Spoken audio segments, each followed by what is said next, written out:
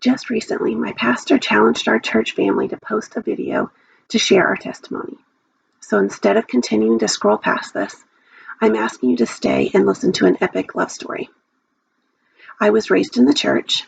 I was taught that church was essential, and by being a good person, I could earn my way to heaven. I did all the sacraments that I was told to do. I attended church every week with my family, and I was even involved in the youth group. I played the good girl role for a majority of my life. And even when I would do something bad, I was quick to rationalize it and tell myself that it wasn't that bad. So I thought I was fine if I would die and go to heaven. It wasn't until I started to attend First Baptist Church with my boyfriend, now my husband.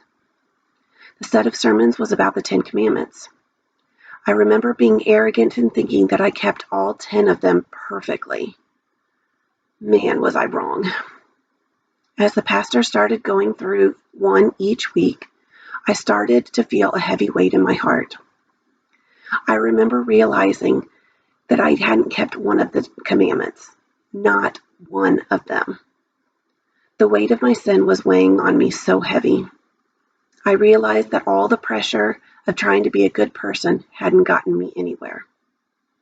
My self-righteousness had kept me from a relationship with God. I didn't ever walk up the aisle or say a special prayer, but I did have a heart-to-heart prayer with God, asking Him to forgive me of my sins and telling Him that I wanted to have a relationship with Him. From that day forward, I took baby steps in getting to know God that I'd heard about all my life. You see, I knew God with my mind through Bible stories as a kid and what I heard in church each week. But I didn't know God with my heart. And that's what I desired more than anything. As time went on, I heard God asking me to share my testimony with others. I prayed for God to give me boldness to share with others, but I felt like I had nothing to share about my faith. God reminded me over and over that He did it all on the cross, and that I didn't need to do anything special to share my faith.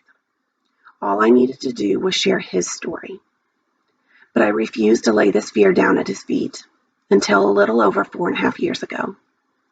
God did a miraculous thing in my life and in my son's. But the true miracle happened when God opened my eyes to my self-righteousness and showed me my sins. He has forever changed my life by loving me. An epic love story with a tremendous sacrifice. God sent His Son to the cross to die a death that I deserved. And on the eve of Easter, it has been a great reminder of what Jesus truly sacrificed for me and for you if you would call on His name. I would love to share more of my story with you.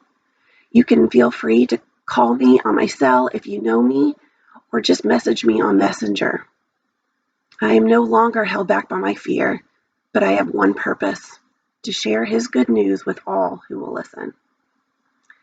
I will end with the most loving verse from God, John 3:16. God so loved the world that He gave His one and only Son, that whoever believes in Him should not perish, but have eternal life.